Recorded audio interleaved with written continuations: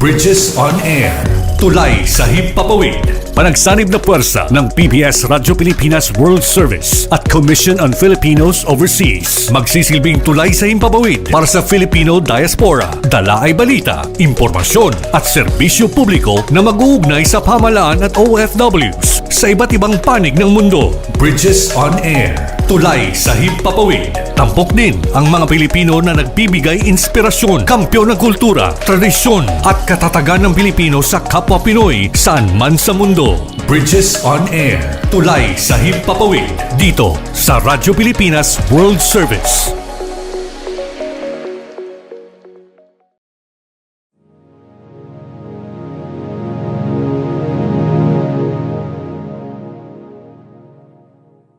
Ang Commission on Filipinos Overseas o CFO ay kinagagalak na itanghal ang Bridges on Air kaakibat ang Radyo Pilipinas World Service.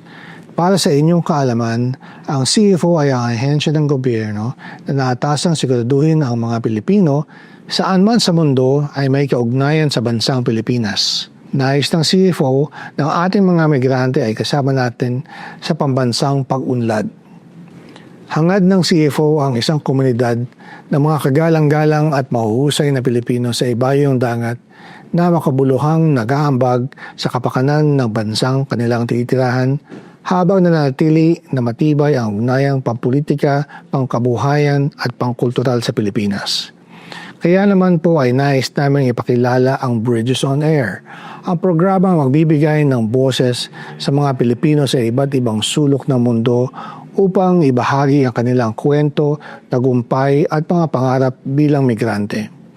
Nagpapasalamat po kami sa tulong ng Radyo Pilipinas World Service upang mabigyan ng pagkakataon ating mga kababayan sa ibayong dagat na maging kabalikat natin sa mga usapin at talakayan patungkol sa pabansang kaunlaran. Maraming salamat po. Mabuhay ang migranteng Pilipino. Mabuhay ang bagong Pilipinas.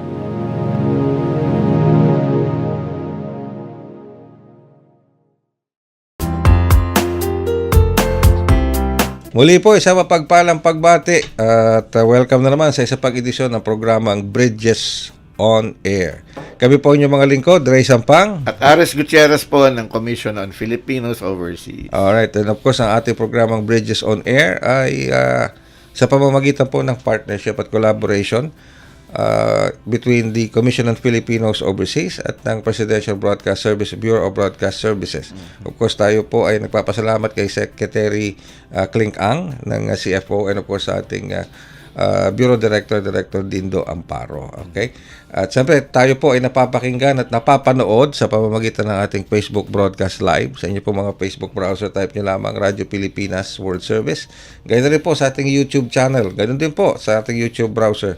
Type nyo lang Radyo Pilipinas World Service. At sa iba't ibang panig ng mundo gamit ang ating shortwave transmitters to our shortwave broadcast. Sa tulong naman po yan ng mga pasilidad ng Voice of America. At ito rin pong ating social media broadcast ay dinadala din ng mga social media platforms ng Commission on Filipinos Overseas. Opo, kaya lalo na yung bukod sa aming main page, meron din po kaming page na Peso Sense na may 3.3 million followers. Wow!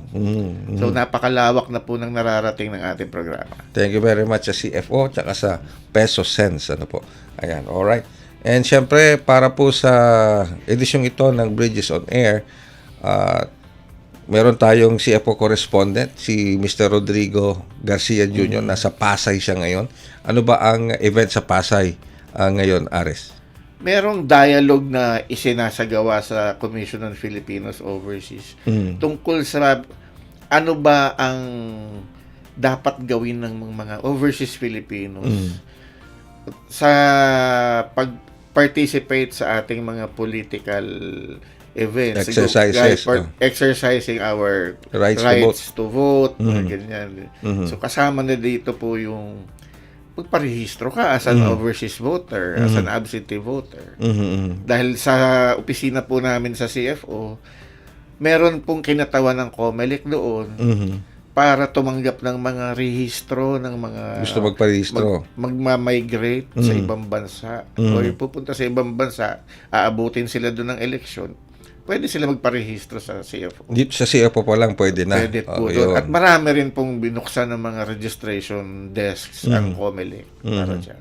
Pero ang tanong is, gaano ba ka-receptive, no, yung ating mga kababayan, lalo na yung nasa abroad na, o maski na yung nandito na paalis pa lang, how receptive are they sa pagpapa-register? Kasi ano din, Kuya Ray, yung pagboto sa iba, yung absentee voting. Kasi ako ay naging absentee voter din dati. Ang dati nung hindi pa automated yung botohan, pupunta ka sa konsulado na minsan ikaw ay babiyahe ng napakalayo. Lalo na nung nasa Dubai ako, ang konsulado nun ay napakalayo sa sentro. So sasakay ka ng bus mga 1 oras. Layo. Para lang pumunta tapos pipila ka doon. So talagang, ibig sabihin, talagang porsigido ka lang to exercise your right. Para lang gawin yun at magsasakripisyo ka. Naku nga. Para lang ma-exercise mo yung boto mo. Kaya, pero ngayon nagbago na, simula na naging automated, marami na ring pagbabagong ginawa. So, siguro yun ang isa sa mga pinag-usapan dito sa naging programa ng CFO at ng COMELEC at ng mga partner groups na ng CFO. Alright. Okay, sige, alamin natin ngayon kung ano ba ang nangyayari dyan sa may Pasay City. Kasama natin ngayon si Ginoong Rodrigo V. Garcia Jr. Rodrigo, kamusta? Kamusta na ang sitwasyon ngayon dyan sa Pasay City? Magandang tanghali po, Sir Ray and Sir Aris.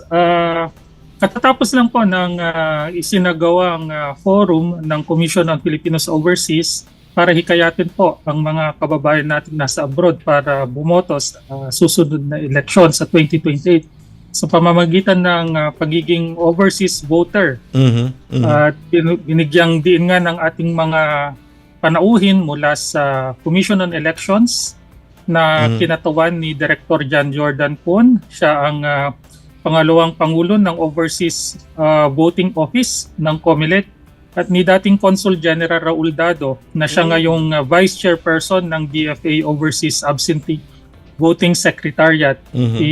Kanilang ipinaalala sa ating mga overseas Filipinos, kasamang OFWs, mga members ng mga diaspora, mga immigrants, na mahaba pa po ang panahon para sila ay magparehistro. Hanggang September 2027 po yung registration para maging botante sa 2028 na eleksyon. At kung saan ipinagdiin din po ni Kalihim Kling Ang na ang overseas voting ay isa sa mga paraan ng CFO para ma-engage politically ang mga Pilipino na nasa ibayong dagat. Idiniin din ni Secretary Kling ang kahalagahan, lalo na po ng mga Filipino immigrants natin na nasa North America, Europe, Australia, at ipinaalala sa kanila na ang kanilang pagboto sa Pilipinas ay isang bahagi ng kanilang civic duty. At dahil kung ikaw ay isang overseas voting, ikaw rin ay isang dual citizen kasi requirement na maging Pilipino ka bago makaboto. Ang forum na po ito ay ni-livestream kanina sa Facebook ng CFO kung saan marami pong mga participants natin online na nanood. Atin rin pong ikinatuwa na nasa opisina rin po kanina na umattend sa forum ang National Chairperson ng National Federation of Filipino-American Associations na si Miss Mariela Fletcher. Ang NAFA po ay isang umbrella organization ng mga iba't ibang samahan, asosasyon, grupo ng mga PhilAms sa buong Estados Unidos. Ayun. Sir Ray? Sige. Pero sa kasalukuyan, so ano yan? Matanong natin, malaman lang namin ni Ares, kamusta ba ang nagiging output ng mga nagpaparegister para sa overseas voting? Dahil sabi nga kanina ni Ares, minsan doon tayo nagkakaroon ng problema, no? Hindi masyadong receptive. Ano ba yung mga napag-usapan dyan na issues na maaring maghinder para sa isang Filipino resident o migrant resident o dual citizen na magpa-register sa overseas voting? Opo. Ang isa po sa mga ibinahagi po ni Ms. Fletcher po ay una, kakulangan ng oras o panahon since marami po sa ating mga Filipino-Americans, Filipino-Canadians, nasa Europe, Australia, ay mayroon pong mga multiple jobs. Kumbaga, kahit Sabado-Linggo ay nagtatrabaho po sila. At ang isa pang lumabas ay yung mga Pilipino na tumitira sa medyo malayo sa ating mga konsulado at embahada. Ngunit nabanggit din naman po ng ating kinatawan ng DFA at COMELEC na since mahigit 1 taon po yung registration, pwede po nilang abangan yung mga consular on wheels or yung mga road show na gaganapin ng ating mga embahada at konsulado kung saan pwede po silang magparehistro. At gaya po ng sinabi ng COMELEC, bago pa man sila umalis ng Pilipinas bilang OFW or immigrant, may mga local field registration na ang COMELEC na matatagpuan dito po sa opisina ng CFO, sa DFA, meron din po tayo sa DMW, at meron din po sa Intramuros. At napag-usapan nga po kanina at kinumit na rin po ni Secretary Clink yung ating mga opisina ng CFO, mga regional extension offices din yan na pwede rin po tayong mag-host ng local registration center. Ang CFO po ay matatagpuan din sa Baguio, sa Cebu, Cagayan de Oro, at Davao. Opo. Ayun, okay. At ito rin po, binahagi rin po ng COMELEC na sa kasalukuyan, ang CFO registration center ng COMELEC ang may pinakamataas na bilang ng mga butanteng nagrehistro. Wow. At sinabi po nila na ilan daw nagparehistro? Ilan daw? Mahigit ilang daan na po ito. Okay. Para historically po ay umaabot ay ng ilang libo, hundreds of thousands po no na registro. Yung last po nating narehistro para sa 2025 election ay humigit kumulang na 100,000 plus po. Pero pag presidential elections, napapansin po nila mas tumataas ang bilang ng mga nagre-rehistro at bumoboto sa election. Okay, sige. Well, with that, Rodrigo, maraming salamat sa oras sa pinagkaloob mo sa amin sa pagbibigay balita at kaganapan dyan sa Pasay City kasama ang Commission on Filipino Overseas. Thank you very much, Rodrigo. Maraming salamat din po kasamang Sir Ray, kasamang Sir Aris at nagbabalita po mula dito sa Pasay.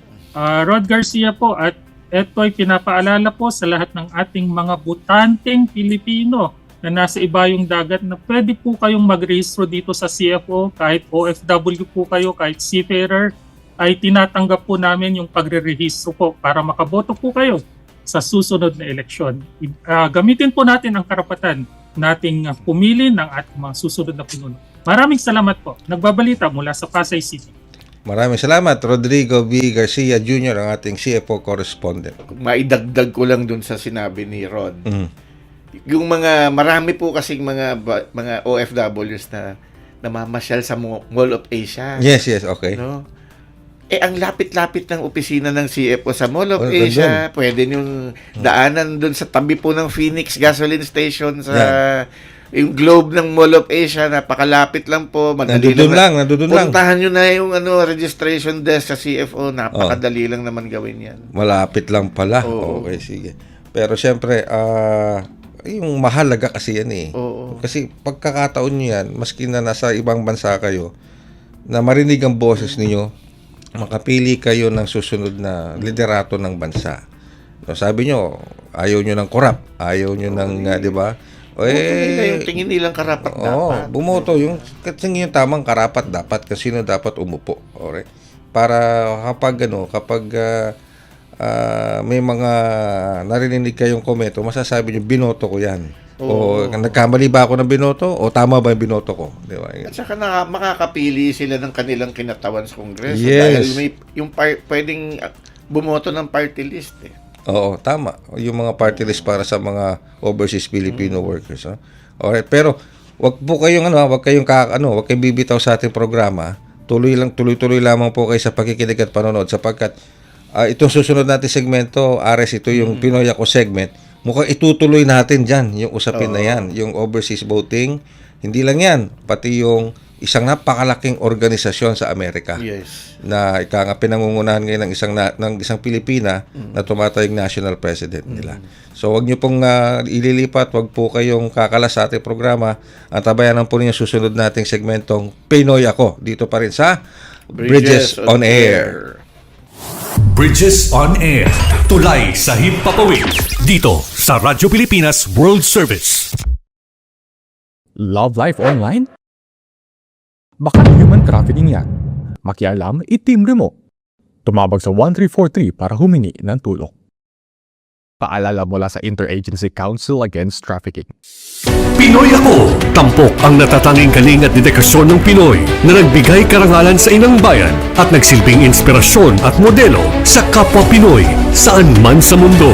Pinoy Ako! Dito sa Radyo Pilipinas World Service.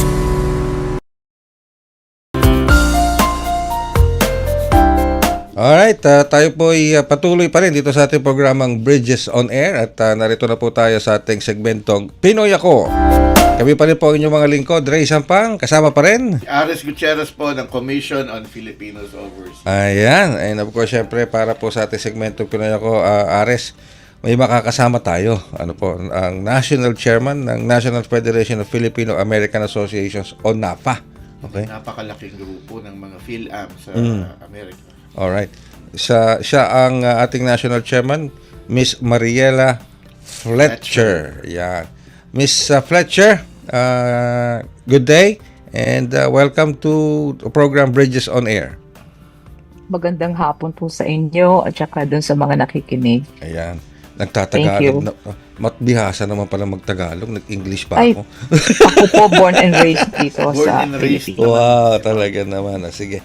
Well, Ares, siguro introhan mo muna kung ano ba itong sino ba at ano ba ang ikang mga involvement ni Miss Fletcher. Ito pong si Miss Fletcher, Miss Mariela Fletcher ay siya po ay isang licensed real estate broker sa Amerika, sa state of Washington.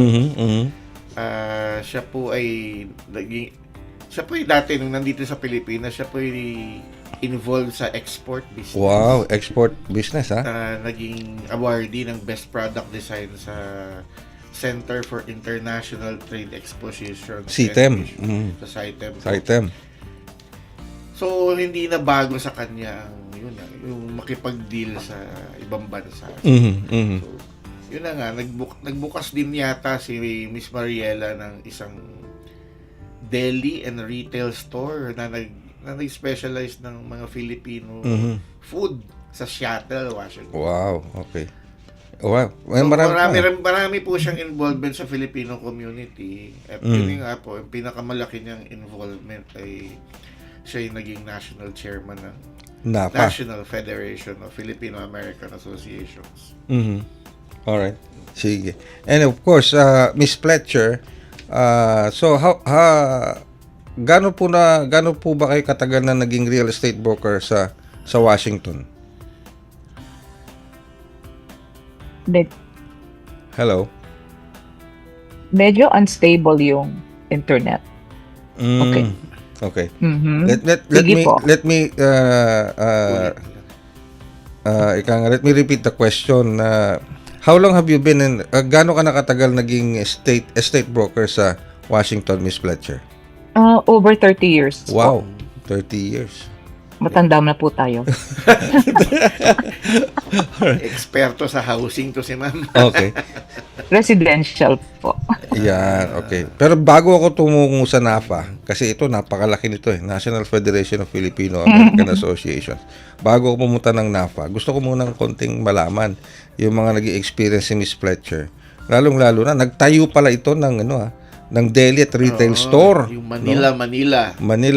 Ethnic, pinopokus siya sa ethnic food. At na-feature pa siya sa Seattle Magazine February 2015 issue as one of the recommended places for Filipino food. So, bakit po niya naisipang magtayo ng restaurant, ng ganito, Manila na parang restaurant? Deli store. Hindi ba naging mahirap sa inyo yon, Miss Fletcher? Naging mahirap sa akin. However, Ang nangyari po kasi noong 2010, well actually 2008 nagkaroon ng financial meltdown sa United States. Apektuhan ang real estate business. Although yung sa akin po 2010 pa ako naapektuhan. Noong time na yun, wala na akong benta. Nag-iisip na ako saan ako kukuha ng pera. Although sabi ko may konting savings pero nagagalaw ko na. So meron ako isang client na sabi, gusto ko ibenta itong store ko. Sabi ko, bibilin ko na lang para may magawa din ako kasi bagsak na po ang real estate. And that started it. Inisip ko po na may introduce ko po yung Filipino food sa mainstream.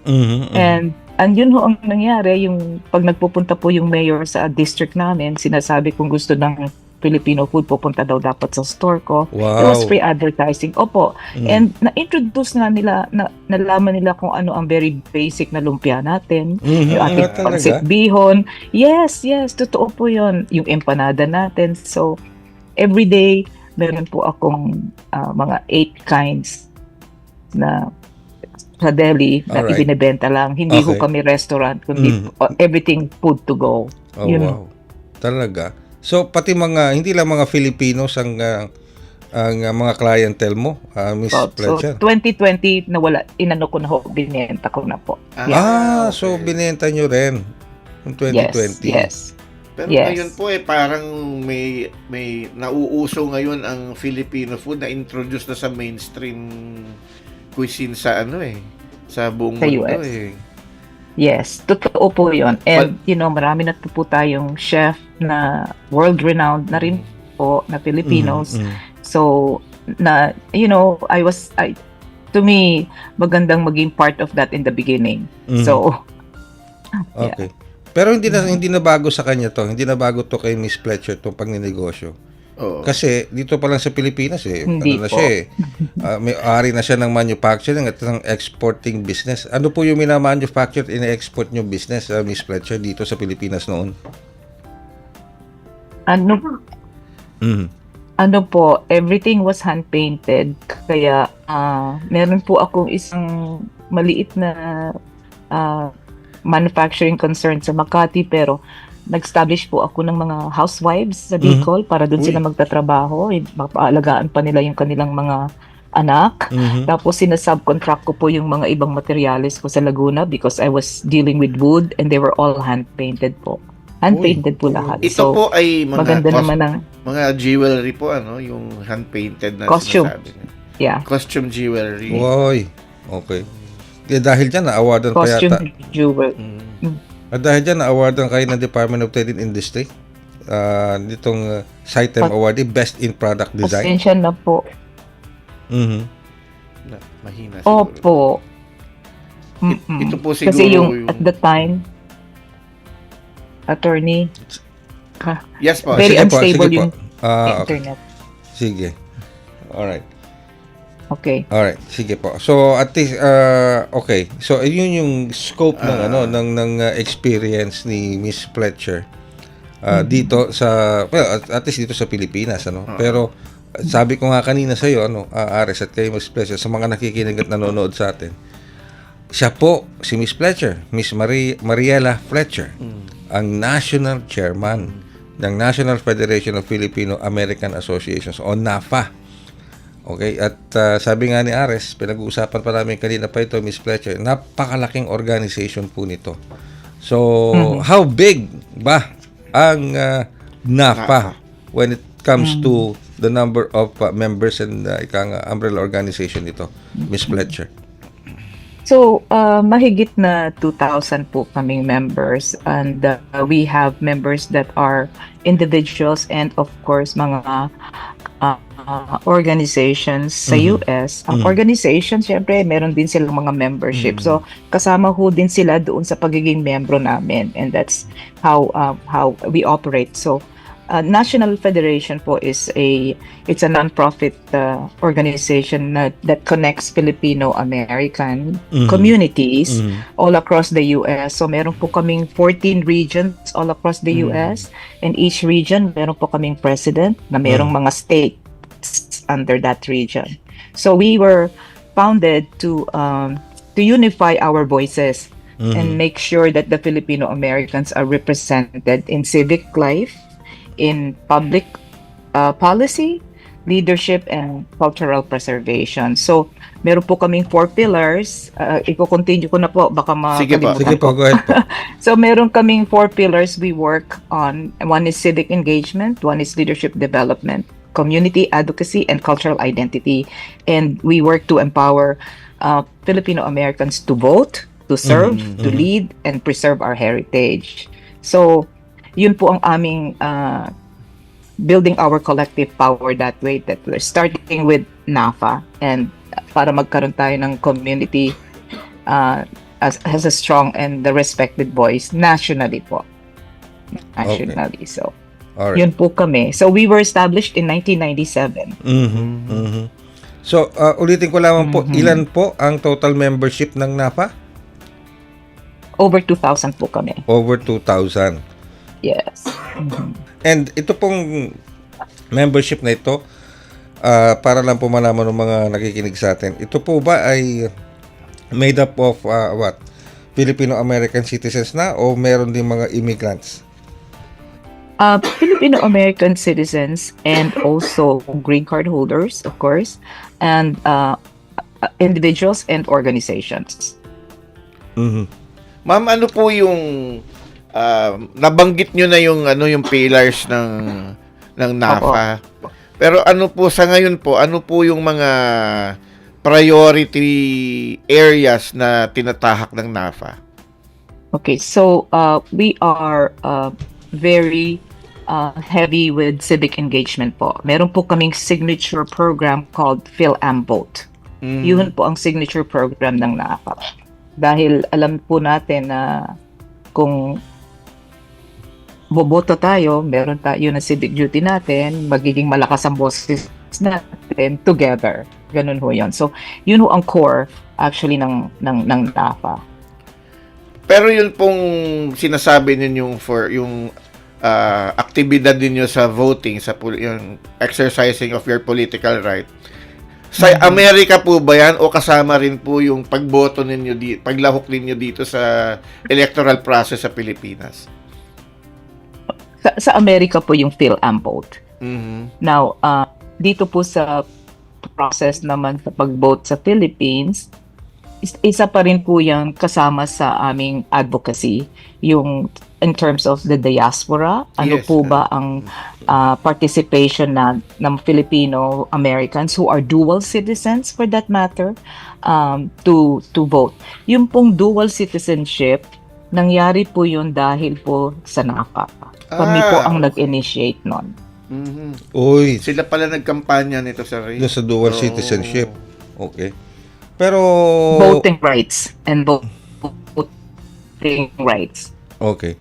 Pero as we speak ba, Miss Fletcher, how successful ba? Marami na bang mga kababayan nating Filipinos or has become US citizens or green card holders? Lalo na yung mga yung mga naturalized ba na mga Filipinos na naging US citizens.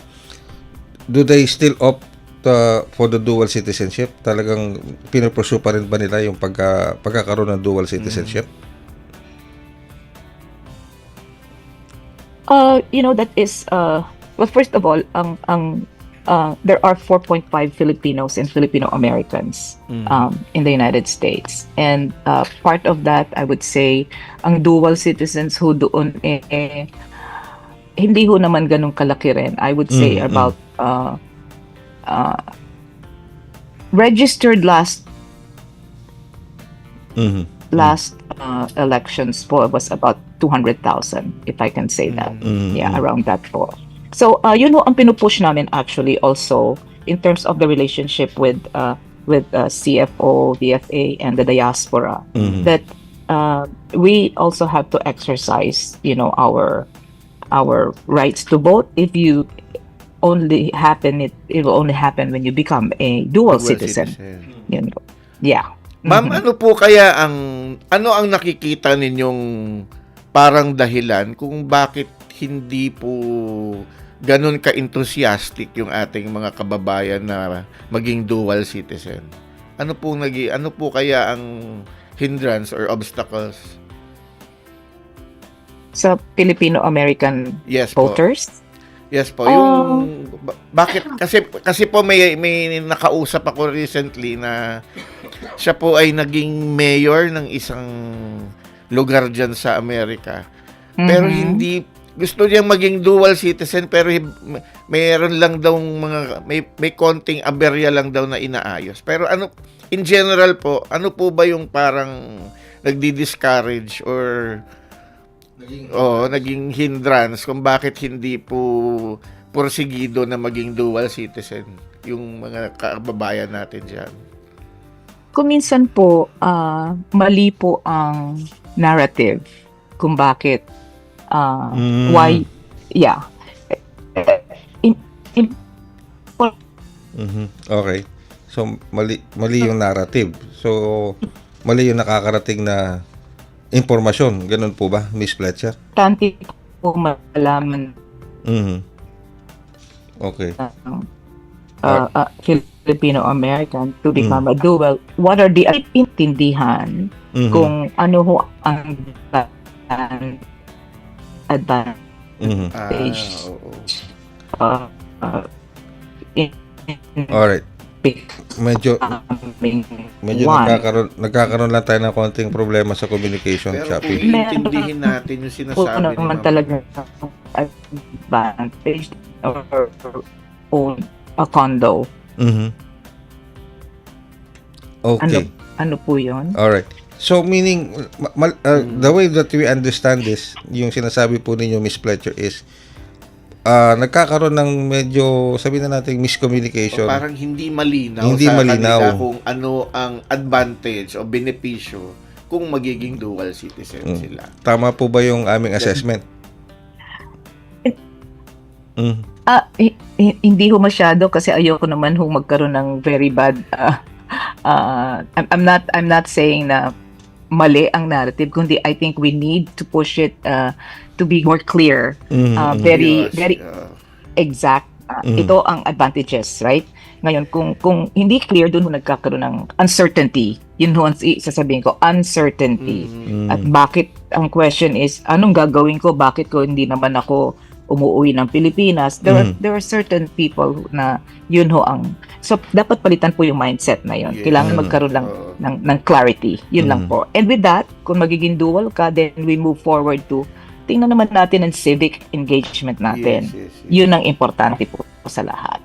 Parang lumalabas po, Kuya Ray, is yung ginagawa ng NAFA ay naka-align sa ginagawa rin ng Commission on Filipinos Overseas na yung hinihimok natin yung mga kababayan nating nag-migrate na mag-participate sa nation building at kasama dyan yung pagiging dual citizen. Yes, that's true.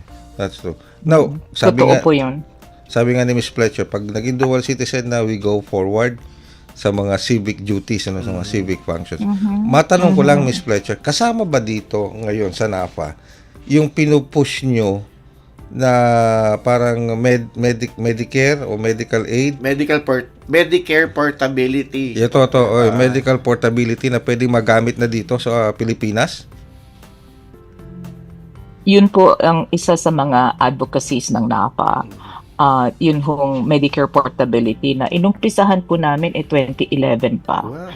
So, hindi naman po kasi, matagal na po because it takes two countries to, ano po ba talaga ang kailangan ng, anong advantages na naman. Okay, clear communication, clear narrative.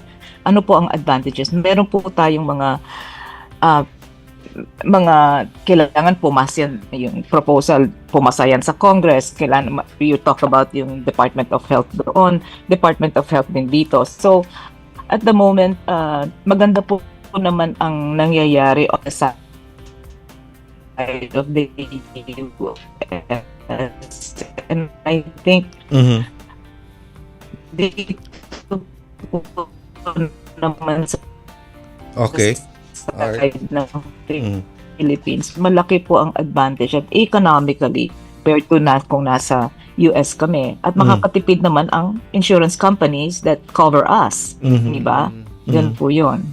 Yeah. So, since 2011 pa ito Nila nilalabi na yan. nilalabi ng NAFA. So, sa tingin niyo po ba, Miss Fletcher, nasa ang stage na ito? Nawawala po tayo. Alright, okay. So, 2011 pa pala po ito pinupush ng NAFA. At Ang Medicare portability po. Yes po, yes, opo, yes. yung Medicare portability. So, sa ngayon po ba, ano po ba ang assessment ninyo dito? Will it be, will it come to fruition soon or baka naman maghihintay pa tayo ng ilan pang taon? Kasi ang alam ko kasi ngayon under the Trump administration, medyo nagiging strict sila. Nagbabawas pa nga sila kung minsan, correct me if I'm wrong, dito sa mga services na mga medical services dyan sa US. Tama po ba ako doon, Miss Fletcher? Yeah, so medyo delikado po at this stage due to the political climate nga po sa Amerika. Pero kailangan po joint force, joint collaborative efforts. Good ho dapat natin tingnan, di ba? At the moment, humihingi pa rin ng maraming meetings na hinihingi, and we cannot say this has to go up to our secretary, of course, of health doon, the secretary who is also in charge of Medicare and Medicaid. Lahat po yan may proseso. Sila po ang may final answer. Kung ito ba i-approve natin o hindi.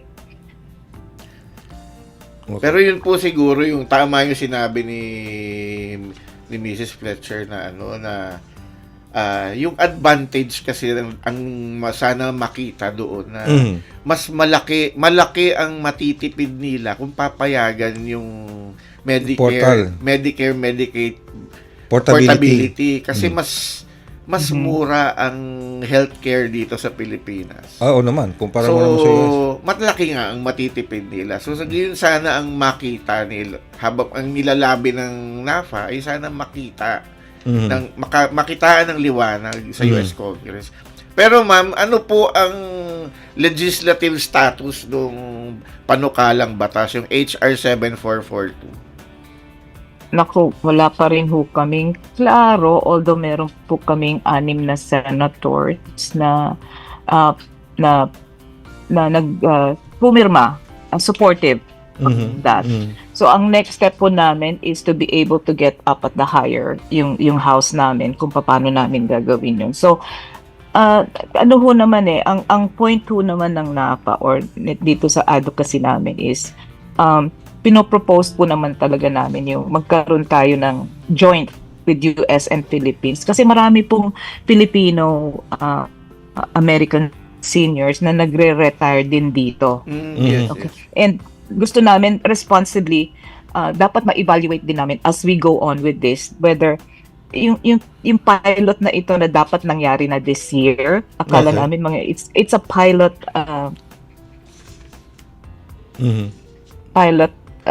Implementation, yes ma'am. initiative. Yes, and maprotektahan din naman yung mga retirees at saka ang taxpayers, of course, bago naman magkaroon ng policy decisions. Kasi ganun ho dapat, di ba? So, hindi naman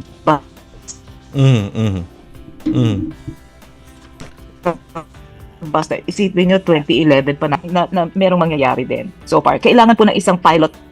Alright. Okay. Parang may proof of concept dapat na Parang, yeah, parang sinabi, implementation. ito po, yung pilot, naging successful. Yes. So, justified na kailangan magkaroon talaga nito on a regular basis na, di ba? Correct. Correct po yan. Yeah. So, tama po ba yung sabi ni Ares na, makakamura yung mga kababayan natin na nasa US kung ma-apply dito yung medical portability na yan sa Pilipinas? Makakamura na sila. Plus, makakasiguro pa sila na yung quality healthcare ang makukuha nila dito. Aba, totoo po yan. I totally agree. Kung 100,000 ang, for example, for purposes lang of discussion na, kung 100,000 ang cost doon ng isang, let us say, regular surgery, dito pa baka 30,000 lang yun. Uy! And Totoo po yan. makakatipid ang Malaking tipid. makakatipid ang Actually, Kuya insurance Ray, company sa on nangyayari na rin yan, kahit diba? hindi lang sa US. Makakapasok pa ng pera dito sa True. Mhm. May mga nakilala kami na mga residente ng ibang ng Hong Kong. Aha. I cannot hear you anymore. Alright, okay. Well, meron daw po kasi nakilala si Ares na mga ilang residente ng Hong Kong. Ulitin mo, Ares, para na Meron din po, hindi lang po sa US, pero meron din po mga Pilipino na nag-migrate na sa ibang bansa. Mas pinipili pa nilang pumunta dito sa atin, sa Pilipinas, para yung mga simpleng surgery. Kasi napakamura, ang laki nga, based dun sa example nyo, tama po yun, yung 100,000 sa ibang bansa, 30,000 lang dito, kaya dito pumupunta. Nakakasiguro pa Totoo sila po ng yun. quality healthcare. Yan.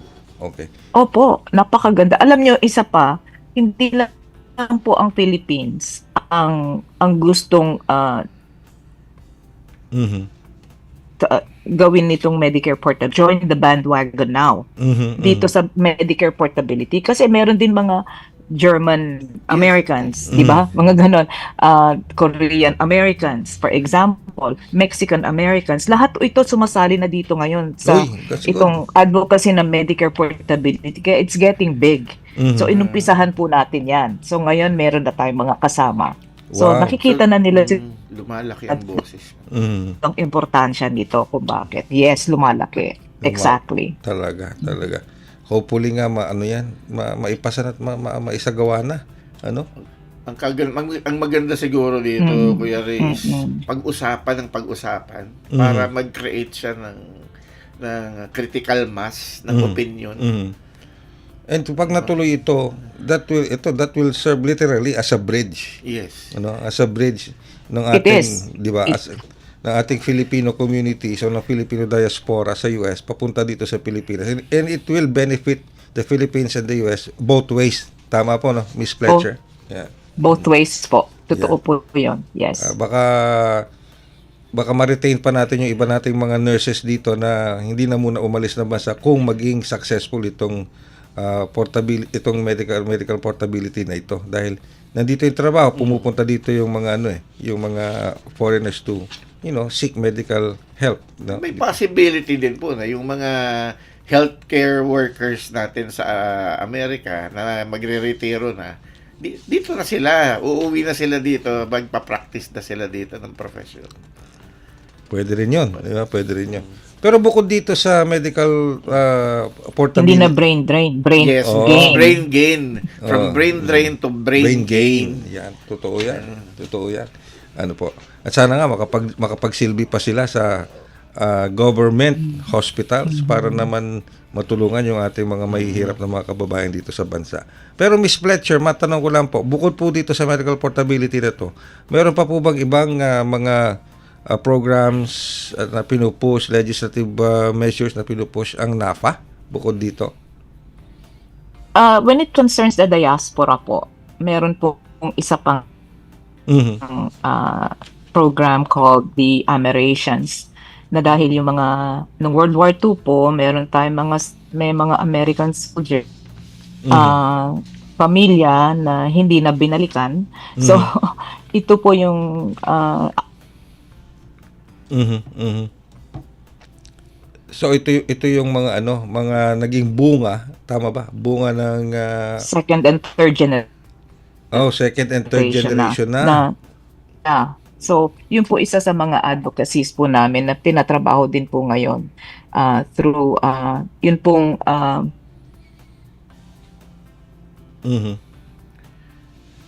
Mrs. Fletcher, does that include yung mga meron po kasing type of care. Doon ho kami humihingi ng ngayon ng grant from that 250 million para po lagay namin dito sa advocacy namin ng Americans for healthcare for them as well, education, and po sila, very poor po sila. Totoo po na iwanan po, we're not talking about immigration anymore na lilipad sa US para but it's establishing yung livelihood nila dito, helping them out on how ito po kasi yung mga second and third generation na very very much in need. Yeah. Yun po yun. Mhm. Pero Mrs. Fletcher, does that include yung mga naging anak ng mga US servicemen who were assigned here when the bases were still in Clark and Subic? That's exactly what it is po. Yes. Sila po. Yes. Mga gaano ba karami nakikita natin dyan? Do we have any... 40,000. Yeah, meron daw pong 40,000 Uy, na dami. American. Ang dami din ha? 40,000. So ano po ang nagawa na namin sa NAFA? Meron po kaming partner na organization in the US called Fathers Founded. Nandito po sila last year kasama po namin at nagbigay na po sila ng 2,000 kits of DNA para ma-create namin itong database. Sino po ba talaga ang mga children of American soldiers na naiwan dito? So ganun po ang umpisa na ng work namin. So nagbigay na sila ng DNA to DNA confirm. testing. DNA kits. So, yes. DNA testing. 2,000 kits po ang na-distribute. So, nakabalik na po yung iba na nandun na sa US at tinitingnan na Pero meron na po Yung tayong results noon. Opo. Pero meron na po tayo Miss Fletcher na natulungan at na-address halimbawa napatunayan na ito nga anak nga ito ng isang American US serviceman at na-reunite siya sa kanyang biological father. Wala po kaming cases na gano'n na reunite na with the family. Ang pinag-uumpisahan lang po nitong DNA is to see nasaan po ba yung connection or yung family sa US. But what is being done right directly helping the Americans is through another organization that is our partner called PAGA, Philippine American Guardian Association, and they are 104 years old. Uy. So sila po, nagko-continue po ang work na yan dito sa tinutulungan po yung mga Americans. So, but not hindi po kaya na makover po lahat itong mga 40,000 na ito, but sila po nandito since 104 years Tagal na. ago na umpisa. Opo. And they're continuing the work. Yes. So, isa po yan sa mga partners namin. That's more than a century old Oo nga. organization. 104.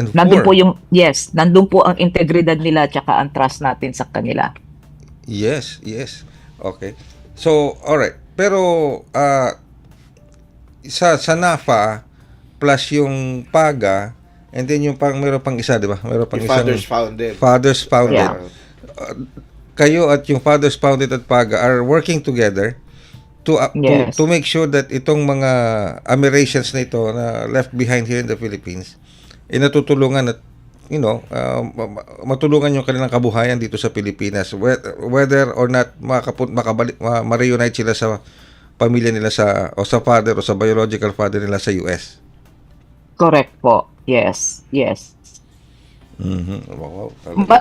Malaki po kasi reuniting them with their families supposedly sa US, you're talking another layer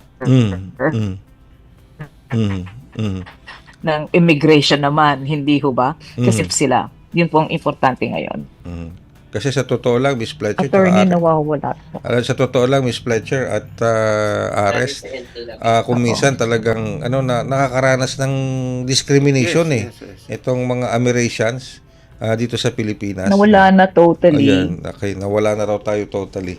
Ayan, sige. Ayan niyo po, ibabalik natin yung yung signal na yan. So, actually, hindi lang sa Americans yung nangyayaring ganyan dahil meron ding mga ongoing na programa, yung mga Japino naman na kung tawagin. Mga Japino. mga Tama. Japanese Filipinos.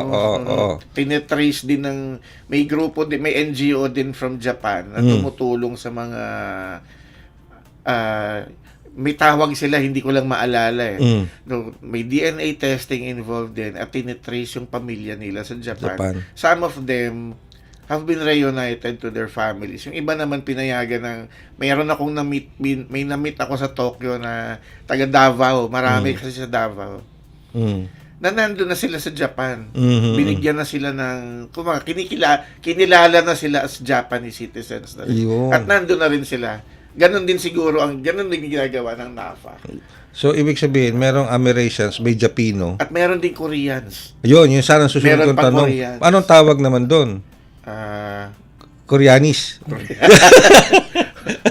meron silang tawag na Paano nga, no? Kasi, Amerasians. Ano yan? Japino. Japino. Korea. Mahirap. Hindi naman siguro Oh, copy hirap. ko to. Okay, sige. Ay, nagbabalik si Miss Fletcher. Ayan, okay. Miss Fletcher, Thank you. pasensya na po, Yes, talaga sir. nagkakaroon lang tayo ng problema sa communication. Napag-uusapan po namin ni Ares, no, kasi while inaayos yung ating communication, bukod sa Amerasians kasi, nakakaano yan yung Amerasians dito sa Pilipinas, nakaka-experience sa mga discrimination. Yes. Minsan pangungutya, discrimination. Binubuli sila. Binubuli. Hindi ko naintindihan. Oo. Bukod pala sa Amerasians, may Japinos pa. Oo. Yun namang mga sa Japan. Japan naman, no? Tapos meron pang mga sa ngayon, meron pa yung sa Koreans. South Korea. Oo. Pero ang nakatutok kayo ngayon is sa mga Sa PhilAm. sa PhilAm, sa Amerasians. Okay. So, sa ganun po ba, tulad nung napapag-usapan namin ni Ares, yung discrimination na dinaranas ng mga Amerasians dito sa Pilipinas, yan ba'y nakakarating din sa inyo na problema na-address din po ba ng NAFA yan? Paano nakakatulong ang NAFA dyan? Well, tungkol po dun sa discrimination po ba, like, nabubuli sila, sa schools, yung mga Yes. bata, nire-report lang po sa pagayaan at the moment. Ano po ba ang dapat magawa doon? Paano pong tulong yun? Napakalawak po noon kasi syempre meron tayong supposed to be mga support groups sana para magkaroon ng tulong sa kanila. They can get the help and get out of that. Pero ang isa pa ho, bukod doon sa discrimination yun, meron pa hong mga trafficking. Yes. Ano nangyayari at the moment. Oo. Kaya po meron kaming mga dalawang senators natin na we are working with at the moment. Si Senators Risa Ontiveros and Erwin Tulfo, who is part of this advocacy dahil malaki pong tulong ang magagawa din po lalo na sa pagdating sa kababaihan, pagdating sa healthcare, pagdating sa lahat po yun. Looking at, hindi po namin tinitingnan na whether makuha namin o hindi yung supposed to being appropriate yung grant na hinihingi namin. Pero ngayon po ay nag-uumpisa na kami ng mga work namin with PAGA. Yeah. Alright. Sige. Anyway, pero sana nga po maging successful itong mga initiatives, mga programs ng NAFA sa pangunguna po ninyo at ng iba pa nating mga kababayan dyan sa Pilipinas. Pero matanong ko lang, bago ko bitawan si Miss Fletcher, na pag-uusapan natin yung Amerasians at yung nararanasan nilang discrimination kung minsan Pero, marami tayong mga Amerasians na naging successful na sa buhay. At they made the mark mismo dyan sa US. Tama po ba kami doon, Miss Fletcher? Hindi po ako meron, nadinig ko po meron po. Actually, ang mas nadinig ko yung mga nagkaroon ng magandang buhay dito sa Pilipinas. Na-uplift na ang mga buhay nila simply because they know paano ba natin gagawin to. Pero yun doon po sa US, alam niyo po, isa po si Apple the App. Yan, Yes. yun. Yes. Siya po'y isang Amerasian, pero tingnan niyo po siya. So he made the most out of it na ano po siya na ano bang tawag Successful doon? siya. Adopted. He was adopted, di ba?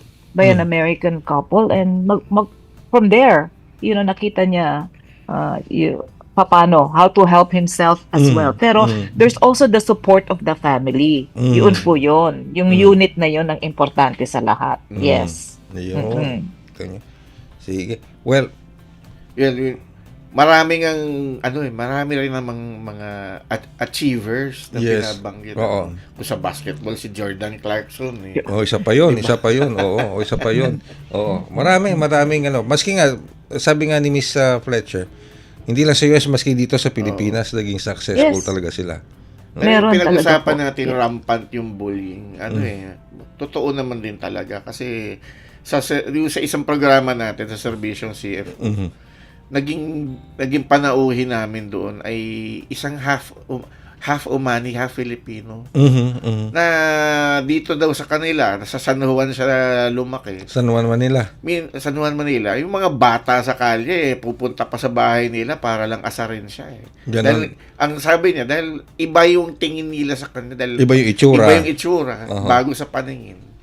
Pero eventually, dahil natututo na rin yung Pilipino na maging inclusive, accepting na sa mga ganyang bagay, medyo nababawasan. At saka malaki yung kampanya against bullying. Yes, sa mga dito na Nagkakaroon na rin ng behavioral shift. Okay. Well, Tama yun. Kaya dapat mag-umpisa po dito sa atin ng education. Yes, ma'am. Ng ganon. Kasi katulad yung mga Amerasians, anak ng mga African Americans, syempre kulot-kulot ang buhok, very dark ang skin. Yun po ang na-experience ng bullying nitong mga batang ito. And dapat i-educate natin Yes, ang ma'am. mga kababayans natin. Hindi ho tama yun. Hindi ho ba? Sa generation kasi natin, Kuya Ray, nasa Ay. sa pelikula kasi nakikita Oo, mo eh, oo. di ba? I know. Exactly. mga kung Parang normal eh, nung araw eh. Noong 60s, 70s, 80s, ganyan. Puputsain yung mga... Talagang katakot-takot di ba? ako siya aabutin mo, di ba? Mga karakter sa Masasakit, pelikula, oo. di ba? Si Nognog, ganun, di Yeah. ba? Yung masasakit na salita, di ba, na mga ano. Pero bawal na ngayon yan. Hindi na pwede Hindi na ngayon pwede yan. Hindi na pwede yan. Alright. Well, Tama. maraming salamat, Miss Fletcher, and sa pagpapaunlak po ninyo sa aming programa dito sa Bridges on Air. And Sayang lang hindi maganda yung ating nga eh, communication, yung pero communication. ang dami Yeah. nating magandang we can pwede always pag-usapan. we can always come back together again. Ay, yeah, Yes, sure. yes. Baka Pwede pwede na naman. mag-live Yes. studio. Baka Oo. pwedeng mag-live Yeah. studio si Miss Fletcher. Kung may oras. Pag nandito po ako sa Philippines. Yan, okay, sige. Baka or siguro kung hindi man dito sa Radyo Pilipinas Yeah. World Service, sa ibang programa ng Radyo Pilipinas na Yes. para ma-live natin siya. Kasi napakalaki ng gampanin ng NAFA, napakalaki. Doon pa lang sa doon pa lang sa Yes. medical Medicare, Medicaid. Medicaid. Malaking bagay 'yon. At sabi ko nga pinag-uusapan natin. Portability. Opo, pinag-uusapan natin ni Miss Fletcher yung portability niyan. It benefits both countries, the US and the Philippines. Baka pwede sa programa mo sa umaga. Both Oo. countries. Sige, ma'am, siguro hihingi namin yung contact number ni Miss Fletcher para ma-schedule natin siya on a different time and day. Yeah. On a live studio basis na interview. Yeah. Yan. Tayo sa RP1. Doon tayo sa RP1. Pero kasama pa rin natin si Ares. Yan. Okay. At ang CFO, of Yeah. course. Thank you very much, Miss Fletcher. Maraming Okay, salamat po, sige ma'am. po. And thank you very much. Thank you for having me. Thank you so much. Thank you. Yeah. And of course, thank you rin kay Attorney JK. Sapagkat talagang Ayun, nakatutok din siya dun eh. JMK. Oh. Talagang naghirap siya na Oo. para maitawid Maitawi ito. At ating katapos siya mag-host. Attorney JK, narinig mo ba kami? Yan. Narinig mo ba kami? Thank you very much, Attorney. Maraming salamat po. Okay, sige. At sa pamamagitan po niya, tayo po ay magpipinid na ng isa pang edisyon ng Bridges on Air. Pero ako, I'm looking forward to that. Yung medical portability. Maganda himayin yung issue na yan. Maganda Dahil yun. ang laking tulong niyan kung Oo. sakaling matuloy. Kasi makakatipid na nga yung sa US, no? Yung Actually, mga win-win solution yan eh. Tipid sila doon. tipid Tapos dito sa atin. income yan, ng income mga yan. hospital natin Oo. at mga healthcare workers, Oo. mga doktor. Pag malaki ang income, there's a great possibility na magdagdag ng manpower ng mga nurses, ng mga doktor. So, additional employment, additional income, not only for the hospital but also for the government, di ba? Saka dahil kumikita yung mga ospital, magkakaroon sila na upgrade. May pera sila para ma-upgrade yung upgrading. facilities nila. Oo, So, kaya win-win solution ito. so hindi lang sabi mo nga kanina, hindi na brain drain kundi Brain gain. Ayan. So maraming salamat po sa inyong pagsubaybay sa isa pang edisyon ng Bridges on Air. Ulitin ko po ito pong programang Bridges on Air is a collaborative effort or partnership between the Commission on Filipinos Overseas at ng Presidential Broadcast Service, Radyo Pilipinas World Service. Muli po, ako yung lingkod, Ray Sampang. Aris Gutierrez po ng Commission on Filipinos Overseas. At inyo naman pong napakinggan ang isa pang edisyon ng Bridges on Air. Bridges on Air. Tulay sa himpapawid. Panagsanib na puwersa ng PBS Radyo Pilipinas World Service at Commission on Filipinos Overseas. Magsisilbing tulay sa himpapawid para sa Filipino diaspora. Dala ay balita, impormasyon at serbisyo publiko na mag-uugnay sa pamahalaan at OFWs sa iba't ibang panig ng mundo. Bridges on Air. Tulay sa himpapawid. Tampok din ang mga Pilipino na nagbibigay inspirasyon, kampyon ng kultura, tradisyon at katatagan ng Pilipino sa kapwa Pinoy saan man sa mundo. Bridges on Air. Tulay sa himpapawid. Dito sa Radyo Pilipinas World Service.